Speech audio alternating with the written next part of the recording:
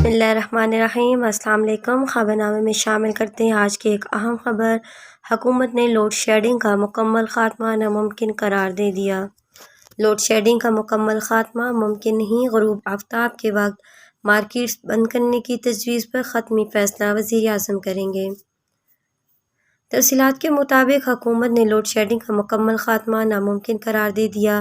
وزیر توانائی خرم دستگیر کہتے ہیں کہ لوڈ شیڈنگ کا مکمل خاتمہ ممکن نہیں، البتہ آنے والے دنوں میں لوڈ شیڈنگ میں واضح کمی ہوگی۔ غروب آفتاب کے وقت مارکیٹس بند کرنے کی تجویز پر حتمی فیصلہ وزیر اعظم کریں گے۔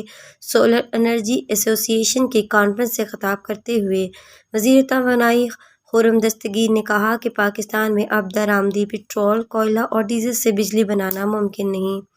ہمیں سستی بجلی ہائیڈل، سولر اور ونڈ پر جانا ہوگا۔ ونڈ میں سولر پر سیلز ٹیکس ختم کر دیا جائے گا۔ ہمیں مستقبل میں سستی بجلی پر انحصار کرنا ہوگا، جبکہ بجلی، گیس اور پیٹرولیم مصنوعات کی قیمتوں میں اضافہ کی وجہ سابق حکومت کا 5600 ارب روپے کا ملک کو مقروض کر کے جانا ہے۔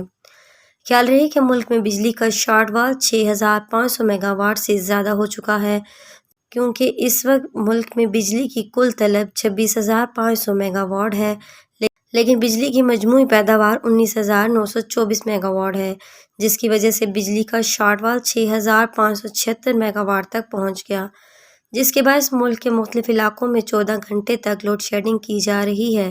زیادہ نقصان والے علاقوں میں لوڈ شیڈنگ کا دورانیہ بھی زیادہ ہے۔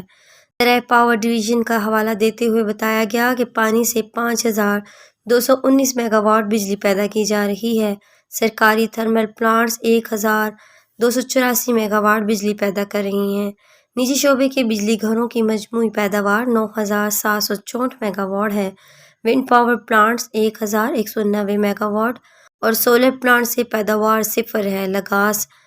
بگاس سے چلنے والے پلانٹس 189 میگا واٹ بجلی پیدا کر رہے ہیں۔ جوہری ایندھن 2278 میگا واٹ بجلی پیدا کی جا رہی ہے۔